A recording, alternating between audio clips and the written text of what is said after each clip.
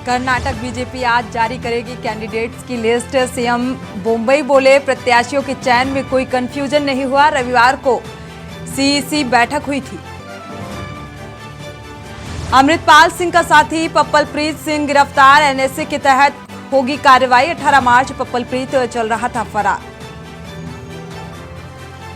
नौकरी के बदले जमीन मामले में ईडी ने तेजस्वी यादव को किया तलब। आज दिल्ली में हो सकते हैं पेश। बीजेपी का हेमंत सोरेन सरकार के खिलाफ हल्ला बोल। झारखंड बीजेपी आज से करेगी आंदोलन।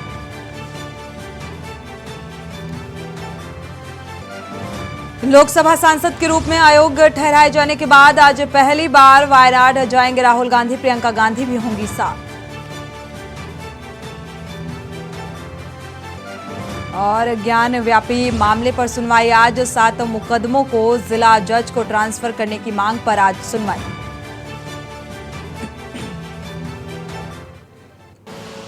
आप देख रहे हैं के न्यूज, खबरों का सारथी। नमस्कार, आप देख रहे हैं के न्यूज। मैं हूं आपके साथ सोनी चौहान। खबरों की शुरुआत करते हैं। निकाय चुनाव को लेकर अधिसूचना जारी होने के बाद आज से नामांकन प्रक्रिया की शुरुआत हो चुकी है और ये प्रक्रिया 21 अप्रैल तक चलती रहेगी, जिसको लेकर पुलिस और प्रशासन ने पूरी तैयारियां कर ली हैं। इन तैयारियों को लेकर के न्यूज संवाददाता ने नामांकन केंद्र से रिजल्ट चेक किया और क्षेत्राधिकारी सदर वंदना सिंह से खास बातचीत की।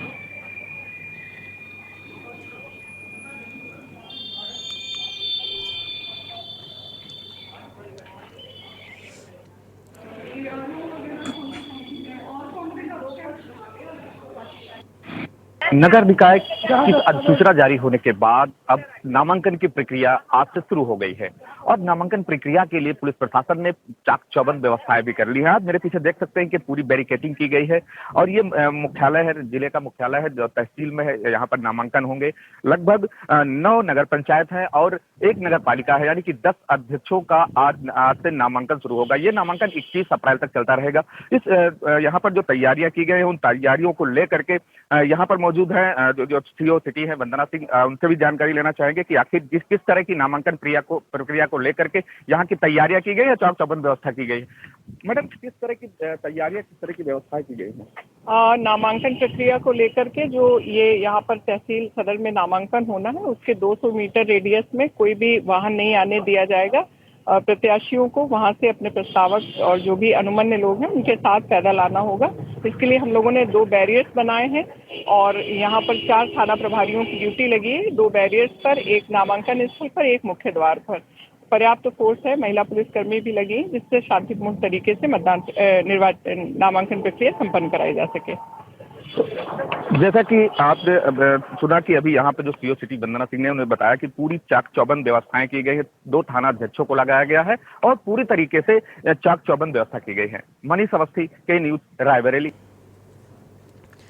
तो प्रशासनिक सुरक्षा व्यवस्था चाक चौबंद कर दी गई है। निकाय चुनाव को लेकर रायबरेली का रुख कर लेते हैं। रायबरेली निकाय चुनाव को लेकर अधिसूचना जारी होने के बाद से नामांकन प्रक्रिया शुरू हो गई है और ये प्रक्रिया 21 अप्रैल तक चलती रहेगी, जिसको लेकर पुलिस और प्रशासन ने पूरी तैयारियां कर ली हैं। जिलाधिकारी के द्वारा बताया गया कि शासन की मंशा के अनुरूप जो गाइडलाइन आई हैं उसी के तहत नामांकन प्रक्रिया को संपन्न कराया जाएगा। इसके अलावा नामांकन केंद्रों पर सुरक्षा व्यवस्था को लेकर भी विशेष चौकसी बरती जाएगी। साथ ही नामांकन प्रक्रिया के दौरान जो गाइडलाइन है उसके तहत नामांकन भरने वाले सदस्यों के साथ समिति के लोग भी आ सकते हैं।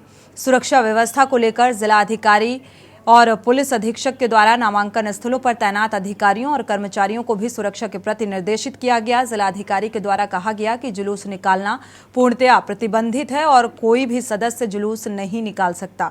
अगर ऐसा करता है तो उसके ऊपर कानूनी कार्रवाई की जाएगी।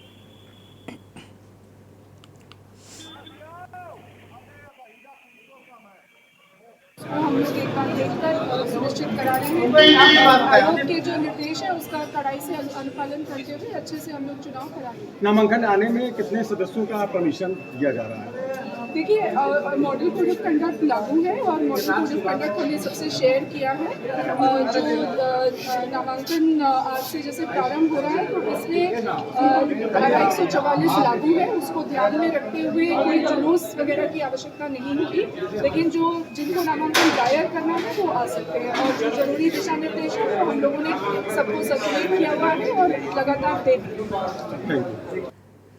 तो निकाय चुनाव की सरगर्मियां तेज हो चुकी हैं और इसी बीच केशव प्रसाद मौर्य के आवास कालिदास मार्ग पर टिकट के दावेदारों की लंबी कतारें लगी हुई हैं।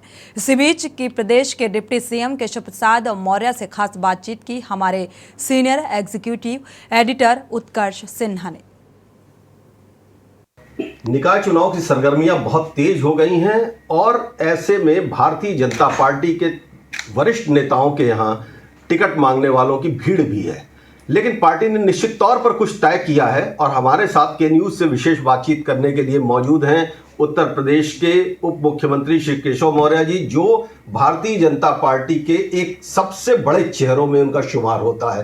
केशव जी, ये जो निकाय चुनाव है इसमें क्या रणनीति है, क्योंकि टिकटार्थी तो बहुत हैं आपके पास? नहीं, तो हमारे यहाँ 2014 के बाद से, उसके पहले भी था, लेकिन 2014 के बाद से जब भी कोई चुनाव होता है तब टिकटार्थियों की ऐसी भीड़ इस बात का संकेत और संदेश होता है कि जनता कमल खिलाना चाहती है। यद्यपि कार्यकर्ताओं को हमारे यहाँ इस बात की छूट भी रहती है कि वो टिकट मांग सकते हैं, मांगने में किसी को मनाही नहीं की जाती है, लेकिन अंत में पार्टी का जब फैसला हो जाए टिकट चाहे जिसे मिले कमल का फूल जरूर खिले। और एक जो खास बात चल रही है पिछले कुछ दिनों से हम देख रहे हैं कि पिछड़े वोटों को लेकर बड़ी राजनीति शुरू हुई है और आरक्षण का भी मामला रहा। आप उस समाज को भारतीय जनता पार्टी से जोड़ने में सबसे बड़ी भूमिका आपने निभाई है, तो विपक्ष के इस जो पिछड़ा कार्ड और दलित कार्ड जो खेल रही है विपक्ष, उसका काउंटर कैसे करेंगे? विपक्ष पिछड़ा वोट बैंक, अनुसूचित वर्ग के वोट बैंक, सामान्य वर्ग तो वैसे भी उनके साथ नहीं था, लेकिन जो पिछड़े और दलित वोट बैंक की बात है वह भाजपा के साथ है। ये बयानबाजी में कोई भले कुछ भी कहें, लेकिन धरातल पे यही सच्चाई है कि पिछड़ा वर्ग ही नहीं, जिस यदुवंशियों को समाजवादी पार्टी ये मानती कि उसका वोट बैंक है, इस समय उस यदुवंशियों के बीच में से भी बहुत बड़ी संख्या में लोग भाजपा के साथ आए। अच्छा, एक आखिरी सवाल। पार्टी परिवारवाद के खिलाफ बहुत मुखर है और जो चर्चाएं चल रही हैं कि पार्टी के तमाम बड़े नेता अपने परिजनों के लिए टिकट मांग रहे हैं, तो इस पर क्या कोई स्पष्ट नीति है पार्टी की या मेरिट? नहीं, पार्टी की अगर स्पष्ट नीति नहीं होती तो परिवारवाद के खिलाफ हमारी सर्वोच्च लीडरशिप से लेकर के और प्रदेश लीडरशिप तक ये कैसे बोलते हैं? परिवारवाद की राजनीति की जगह कार्यकर्तावाद की राजनीति करना है। अगर किसी परिवार में कोई कार्यकर्ता के रूप में पार्टी के लिए काम करने वाला कोई होगा तो वो परिवारवाद की श्रेणी से बाहर होगा। 4 बार के कैबिनेट मंत्री रह चुके और काशीराम बहुजन के संस्थापक सदस्यों में भी शामिल रहे आर.के. चौधरी से खास बातचीत की हमारे सीनियर एग्जीक्यूटिव एडिटर उत्कर्ष सिन्हा ने। सुनिए। कतार लगी है उन लोगों की जो टिकट मांग रहे हैं। आज हमारी यहाँ पर मुलाकात हो गई 4 बार के कैबिनेट मंत्री रहे और काशीराम के बहुजन मिशन के संस्थापक सदस्यों में से एक श्री आर.के. चौधरी साहब। आर.के. चौधरी साहब बहुजन समाज पार्टी से निकल के अब वो समाजवादी पार्टी के बड़े नेताओं में माने जाते हैं।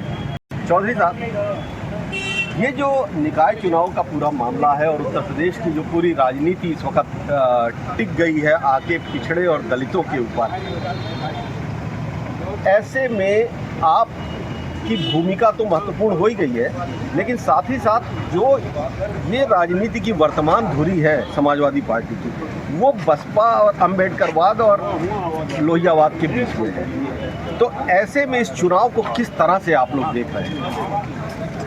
देखिए, बातें आपने जो सवाल पूछा महत्वपूर्ण है। इस समय समाजवादी पार्टी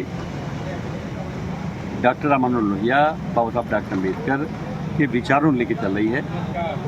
डॉक्टर लोहिया ने कभी नारा लगाया था, सोशलिस्टों ने बांधी गांठ, पिछड़े पाँव सौ में साथ। दूसरे, बाबा साहब के बाद मानवेल कांतराम जी ने नारा लगाया था, जिसकी जितनी संख्या भारी उसकी उतनी सजा। माननीय अखिलेश यादव जी ने इन दोनों नारों को, डॉक्टर लोहिया के नारों लगा दिया उत्तर प्रदेश विधानसभा में बोलते हुए, और जिसकी जितनी संख्या वारी उसकी उतनी हिस्सेदारी ये नारा था माननीय काठमांडी का, इसे लगा दिया पार्लियामेंट में। तो निश्चित तौर पर इस देश में लक्ष्य है कि जो उच्च वर्ग के लोग हैं वो आगे बढ़े, लेकिन जो समाज लुटा है, पिटा है, कमज़ोर है, लाचार है, पिछड़ा है, पिछड़ा गया है, हमेशा पिछड़ा ही रहेगा, उसको भी आगे बढ़ने मौका मिला चाहिए। हर जाति, हर धर्म के लोग आगे बढ़ के बराबरी और इंसानी ज़िंदगी जीने मौका। लेकिन भारतीय जनता पार्टी भी तो कहती है सबका साथ सबका विकास, और वो भी दलितों के बीच में ये जाके बताते हैं कि वो उनके हितैषी हैं, पिछड़ों को लेकर के बहुत मुखर हैं वो। ऐसे में आपका दावा भारतीय जनता पार्टी के राजनीतिक दावे से अलग कैसे है? तो सीधी बात है, जैसे 1 किलो नमक और 5 किलो राशन से हम चुप नहीं रहेंगे, क्योंकि इस देश में हम तो उस समाज के लोग तैयार कर रहे हैं जिस समाज को इस देश में पहले पढ़ने का अधिकार नहीं था, वो समाज पढ़ के अब प्रशासनिक कुर्सी बैठने लगा। हम तो उस समाज ज़्यादा बात करते हैं जिस समाज को मार खाने के बाद, अपमानित होने के बाद कोई सुनने वाला नहीं था। निश्चित तौर पर इस देश में जो RSS के लोग हैं इस बदलाव से चिढ़ते हैं, और तभी उन्होंने पूरे देश के जिन स्कूलों में वजीफा मिलता था, फीस माफ़ी थी, पूरे देश में बंद कर दिया। और इतना नहीं, बल्कि जिस आरक्षण से दलित और पिछड़ा आगे बढ़ रहा था, 23% आरक्षण दलितों का और 27% आरक्षण पिछड़ों का मिल रहा था, लेकिन सबसे अधिक अगर नौकरी थी तो उसमें थे रेलवे में। रेलवे को अडानी रेल बनाना शुरू कर दिया, उसमें आरक्षण नहीं होगा। अगर यही रफ्तार रही तो पूरा देश में सब के सब प्राइवेट सेक्टर में चले जाएंगे, उसमें आरक्षण नहीं होगा। तो जब तुम क्या होगा, उनके आरक्षण क्या होगा? तो निश्चित तौर पर हमें मुंहतोड़ जवाब देना है। हम लोग हर लेवल पर तैयारी कर रहे हैं, तो चाहे बूथ हो, चाहे सेक्टर हो, चाहे जोन हो, चाहे जिला हो, जो भी हम तैयारी कर रहे हैं, और हम हर तक बनाएंगे जिससे हम बीजेपी को गिरा पाएँ। बहुत बहुत धन्यवाद। बढ़ते आगे, बीजेपी प्रदेश अध्यक्ष भूपेंद्र चौधरी का अयोध्या दौरा है जो स्थगित हो गया है। निकाय चुनाव में टिकट वितरण के कारण राज्य मुख्यालय पर रहेंगे। महात्मा ज्योतिबा फूले जयंती के मौके पर आना था, शामिल होना था बीजेपी प्रदेश अध्यक्ष भूपेंद्र चौधरी को। हालांकि अब ये दौरा स्थगित हो गया है। अयोध्या दौरा भूपेंद्र चौधरी का स्थगित हुआ।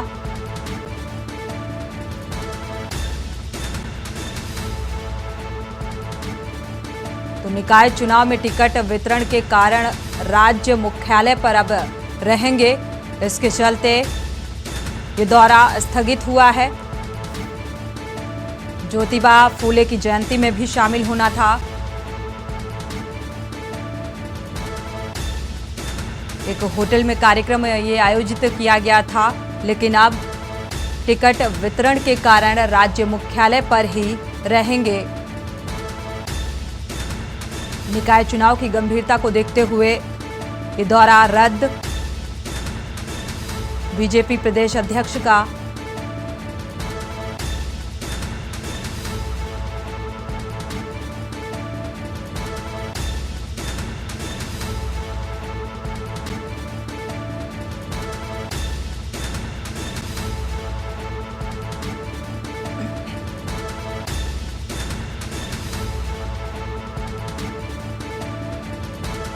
महात्मा ज्योतिबा फूले की जयंती में भी शिरकत करने के लिए पहुंचना था, इस कार्यक्रम में शामिल होना था। अयोध्या दौरा फिलहाल स्थगित हो गया है।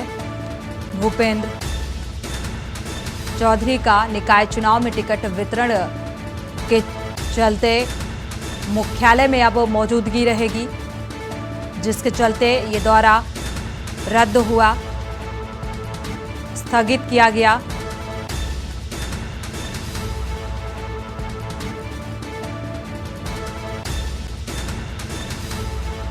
तो निकाय चुनाव में टिकट वितरण के कारण ये दौरा स्थगित।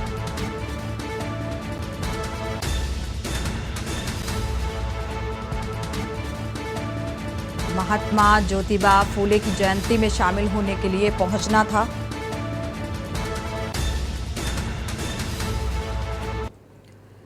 बढ़ते आगे अमरोहा से बड़ी खबर आपको बता दें, जिले में कड़ी सुरक्षा के बीच शुरू हुआ नामांकन। डीएम एसपी ने नामांकन स्थल का निरीक्षण किया।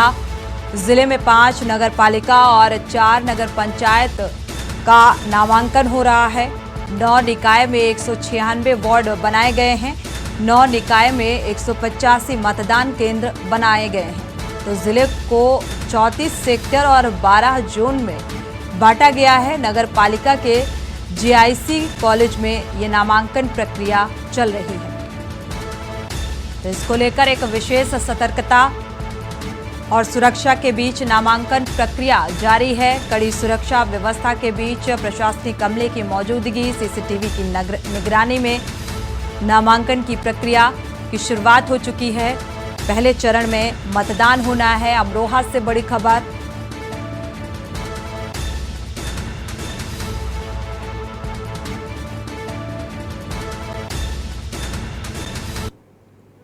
आगरा से बड़ी खबर आपको बता दें, कोरोना को लेकर बढ़ाई गई सतर्कता। कोरोना को लेकर मॉक ड्रिल किया गया। कोरोना को लेकर एसएन मेडिकल कॉलेज में मॉक ड्रिल, कोरोना को लेकर तैयारियां जांची गई हैं। तो तैयारियां कितनी चुस्त दुरुस्त हैं, इसको लेकर पहले से ही सतर्कता। कोविड को लेकर मॉक ड्रिल में कोरोना को लेकर जांची गई तैयारियां कितनी चुस्त दुरुस्त हैं ये तैयारियां, इसको लेकर एक विशेष सतर्कता।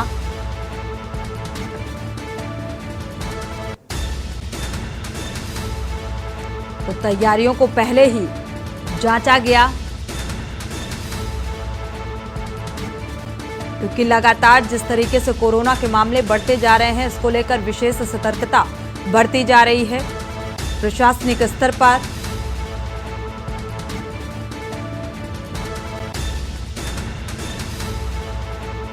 तो मॉक ड्रिल किया गया। एसएन मेडिकल कॉलेज में मॉक ड्रिल किया गया, यानी कि कोरोना को लेकर तैयारियों को जांचा गया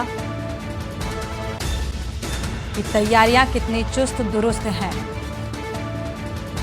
तो बढ़ते हुए आंकड़े को देखते हुए मॉक ड्रिल बेहद जरूरी हो जाता है और आने वाले समय में इसका क्या कुछ असर देखने को मिलेगा, क्योंकि कोरोना के जो मामले हैं वो लगातार बढ़ते जा रहे हैं। इसको लेकर एक विशेष चौकसी बरती जा रही है।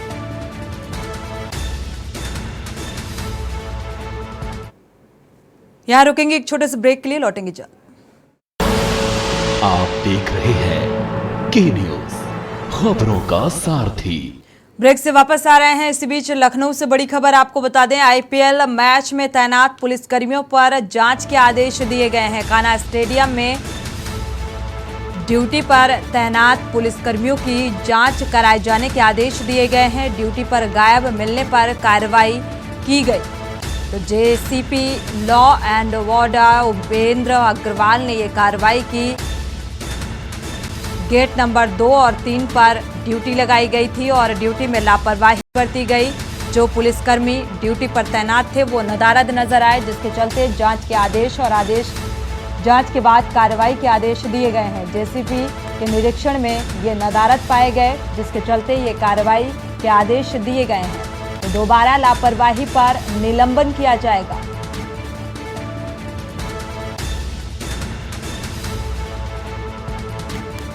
आईपीएल मैच के दौरान अपनी ड्यूटी को लेकर ये पुलिसकर्मी लापरवाह नजर आए, जिसको लेकर जांच के आदेश दिए गए हैं।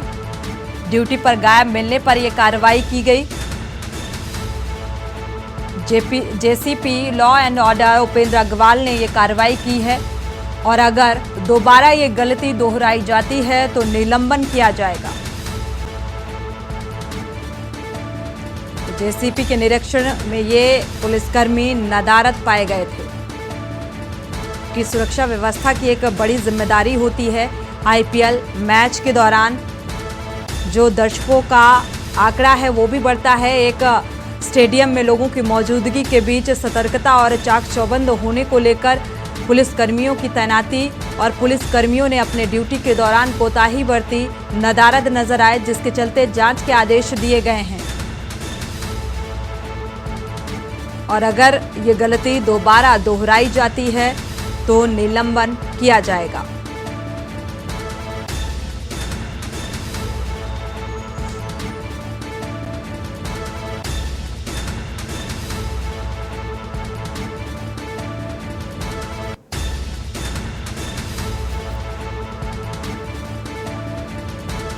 सभी 8 पुलिस कर्मियों को जांच के आदेश, दोबारा लापरवाही पर निलंबन किया जाएगा, क्योंकि 8 पुलिस कर्मियों की 2 और 3 नंबर गेट पर तैनाती की गई थी और इस बीच ये नदारद नजर आए।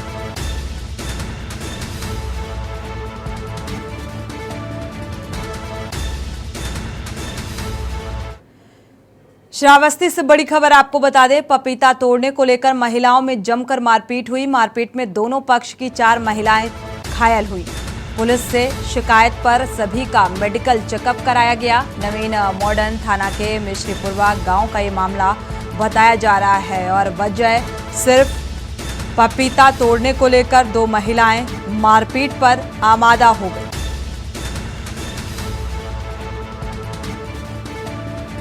श्रावस्ती से बड़ी खबर, पपीता तोड़ने को लेकर ये महिलाएं मारपीट पर उतारू।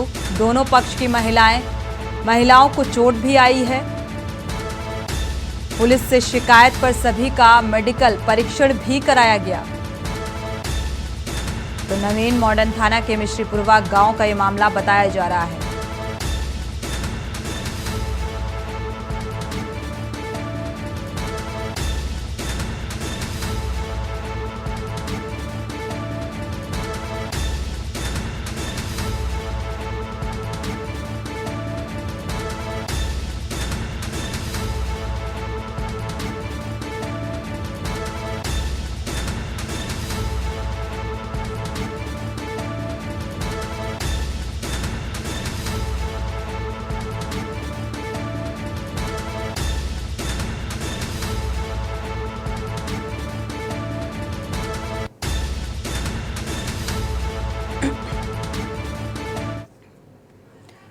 बढ़ते आगे, मेरठ से बड़ी खबर, देर रात बदमाशों ने युवक की हत्या कर दी। पुलिस चौकी के पास युवक की हत्या की गई। रंजिशन चाकू से गोदकर हत्या की गई। बदमाश मौके से इस घटना को अंजाम देकर फरार हो गए। परिजनों की तहरीर पर 2 लोगों को हिरासत में लिया गया है। पूछताछ की जा रही है। कल भी देहात क्षेत्र में हत्या हुई थी। 4 घटनाएं सामने आई। थाना मुंडाली के गांव लोटी की ये घटना बताई जा रही है। बदमाश इस पूरे घटनाक्रम को अंजाम देकर मौके से फरार हो गए।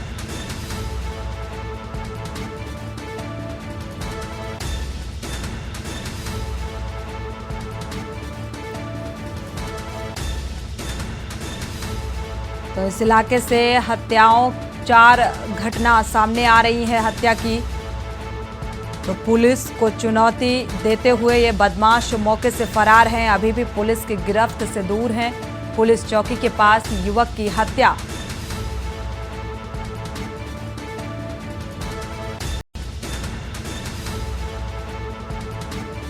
रंजिशन चाकू मारकर मौत के घाट उतारा और मौके से फरार हैं। पुलिस इस पूरे मामले की जांच पड़ताल में जुटी हुई है। परिजनों की तहरीर पर 2 लोगों को हिरासत में लिया गया है। पूछताछ की जा रही है। पूछताछ के आधार पर आगे की कार्रवाई की जाएगी। थाना मुंडाली के गांव लोटी की यह घटना बताई जा रही है, जहां पर रंजिशन चाकू मारकर मौत के घाट उतारा है। तो युवक की हत्या की गई।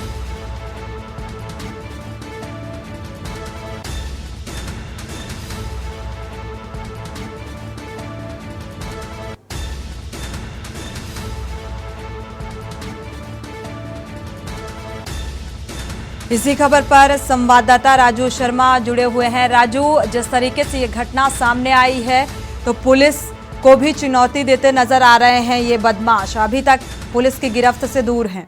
क्या जानकारी है इस संबंध में? बिल्कुल, देखिए मैं आपको बता दूं कि देर रात बदमाशों ने ताबड़तोड़ गोलियां बरसाकर चौकी से चंद कदमों की दूरी पर ही एक कौशलेंद्र नाम के युवक की हत्या कर दी। हत्या के बाद अब वहां पर हड़कंप मचा हुआ है। ग्रामीण हंगामा कर रहे हैं।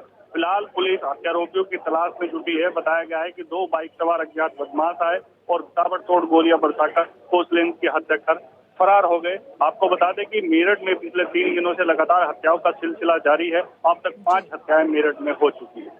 जी राजू, साथ ही देखा जाए तो इसमें 2 लोगों को हिरासत में लिया गया है। क्या पूछताछ में कुछ निकल कर सामने आ पाया? हाँ बिल्कुल, देखिए कुछ लोगों को अभी पुलिस ने हिरासत में लिया है, लेकिन ऑफिशियल जो बयान है वो अभी पुलिस के सामने नहीं आया है। बताया गया कि कुछ लोगों को हिरासत में लिया है, उनसे पूछताछ की जा रही है, जल्दी पूरे हत्याकांड का खुलासा किया जाएगा। राजू, प्रशासनिक अमले की तरफ से कोई प्रतिक्रिया निकलकर सामने आई इस मामले को लेकर?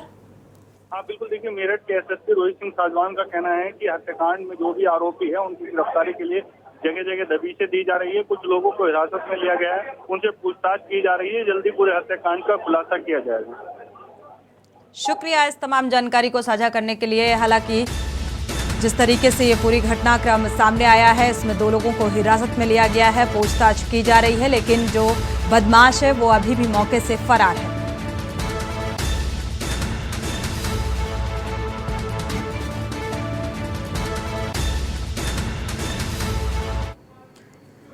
बढ़ते आगे, निकाय चुनाव की सरगर्मियां तेज हो चुकी हैं। इसी बीच केशव प्रसाद मौर्य के आवास कालिदास मार्ग पर टिकट के दावेदारों की लंबी लंबी कतारें नजर आई। इसी बीच अब बात की प्रदेश के डिप्टी सीएम केशव प्रसाद मौर्य से खास बातचीत की हमारे सीनियर एग्जीक्यूटिव एडिटर उत्कर्ष सिन्हा ने। निकाय चुनाव की सरगर्मियां बहुत तेज हो गई हैं और ऐसे में भारतीय जनता पार्टी के वरिष्ठ नेताओं के यहां टिकट मांगने वालों की भीड़ भी है। लेकिन पार्टी ने निश्चित तौर पर कुछ तय किया है और हमारे साथ के न्यूज से विशेष बातचीत करने के लिए मौजूद हैं उत्तर प्रदेश के उप मुख्यमंत्री श्री केशव मौर्य जी, जो भारतीय जनता पार्टी के एक सबसे बड़े चेहरों में उनका शुमार होता है।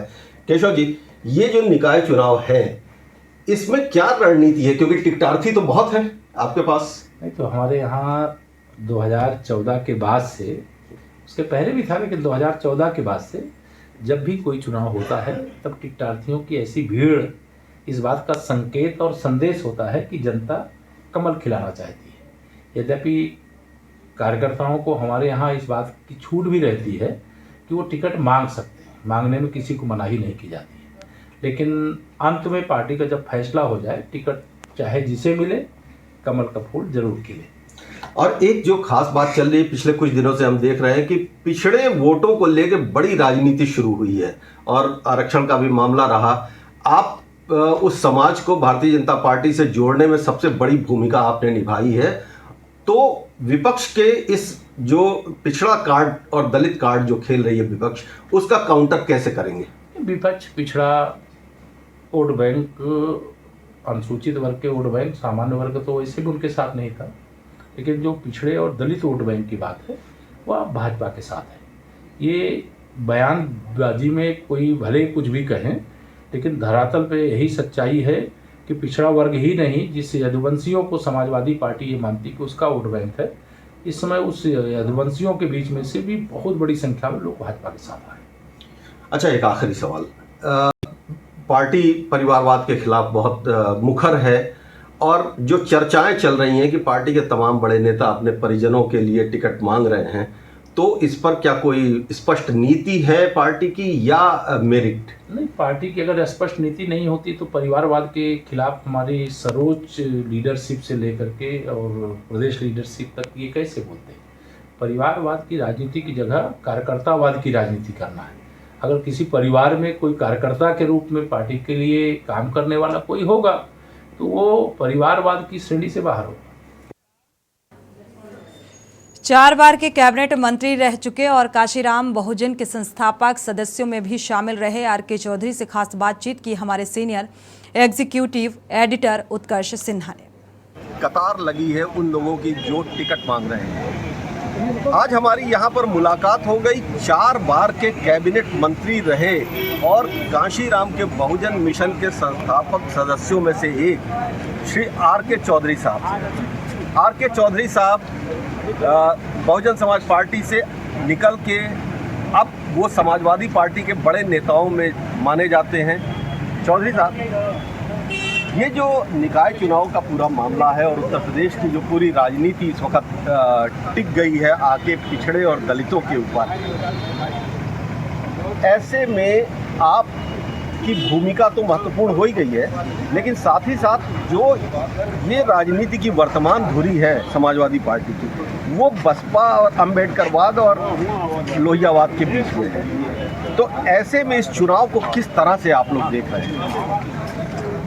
देखिए, बातें आपने जो सवाल पूछा महत्वपूर्ण है। इस समय समाजवादी पार्टी डॉक्टर राम मनोहर लोहिया, बाबा साहब डॉक्टर अम्बेडकर के विचारों लेके चल रही है। डॉक्टर लोहिया ने कभी नारा लगाया था, सोशलिस्टों ने बांधी गांठ, पिछड़े पाँव स्वामिसान। दूसरे, बाबा साहब के बाद मानवेंद्र कांचीराम जी ने नारा लगाया था, जिसकी जितनी संख्या भारी उसकी उतनी सजा। माननीय अखिलेश यादव जी ने इन दोनों नारों को, डॉक्टर लोहिया के नारों लगा दिया उत्तर प्रदेश विधानसभा में बोलते हुए, और जिसकी जितनी संख्या भारी उसकी उतनी सदारी, ये नारा था माननीय कांचीराम जी का, इसे लगा दिया पार्लियामेंट में। तो निश्चित तौर पर इस देश में लक्ष्य है कि जो उच्च वर्ग के लोग हैं वो आगे बढ़े, लेकिन जो समाज लुटा है, पिटा है, कमज़ोर है, लाचार है, पिछड़ा है, पिछड़ा गया है, हमेशा पिछड़ा ही रहेगा, उसको भी आगे बढ़ने मौका मिलना चाहिए। हर जाति, हर धर्म के लोग आगे बढ़ के बराबरी और इंसानी ज़िंदगी जीने मौका। लेकिन भारतीय जनता पार्टी भी तो कहती है सबका साथ सबका विकास, और वो भी दलितों के बीच में ये जाके बताते हैं कि वो उनके हितैषी हैं, पिछड़ों को लेकर के बहुत मुखर हैं वो। ऐसे में आपका दावा भारतीय जनता पार्टी के राजनीतिक दावे से अलग कैसे है? तो सीधी बात है, जैसे 1 किलो नमक और 5 किलो राशन से हम चुप नहीं रहेंगे, क्योंकि इस देश में हम तो उस समाज के लोग तैयार कर रहे हैं जिस समाज को इस देश में पहले पढ़ने का अधिकार नहीं था। वो समाज पढ़ के अब प्रशासनिक कुर्सी बैठने लगा। हम तो उस समाज ज़्यादा बात करते हैं जिस समाज को मार खाने के बाद, अपमानित होने के बाद कोई सुनने वाला नहीं था। निश्चित तौर पर इस देश में जो RSS के लोग हैं इस बदलाव से चिढ़ते हैं, और तभी उन्होंने पूरे देश के जिन स्कूलों में वजीफा मिलता था, फीस माफ़ी थी, पूरे देश में बंद कर दिया। और इतना नहीं, बल्कि जिस आरक्षण से दलित और पिछड़ा आगे बढ़ रहा था, 23% आरक्षण दलितों का और 27% आरक्षण पिछड़ों का मिल रहा था, लेकिन सबसे अधिक अगर नौकरी थी तो उसमें थे रेलवे में। रेलवे को अडानी रेल बनाना शुरू कर दिया, उसमें आरक्षण नहीं होगा। अगर यही रफ्तार रही तो पूरा देश में सब के सब प्राइवेट सेक्टर में चले जाएंगे, उसमें आरक्षण नहीं होगा, तो दलितों क्या होगा, उनके आरक्षण क्या होगा। तो निश्चित तौर पर हमें मुंहतोड़ जवाब देना है। हम लोग हर लेवल पर तैयारी कर रहे हैं, वो चाहे बूथ हो, चाहे सेक्टर हो, चाहे जोन हो, चाहे जिला हो, जो भी हम तैयारी कर रहे हैं, और हम हर तक बनाएंगे जिससे हम BJP को गिरा पाएँ। बहुत बहुत धन्यवाद। और इसीलिए कहा जा रहा है कि बीजेपी के लिए इस बार चुनौती बड़ी है। इसी के साथ बुलेटिन में फिलहाल बस इतना ही। आगे खबरों के लिए आप देखते रहिए के न्यूज़ इंडिया।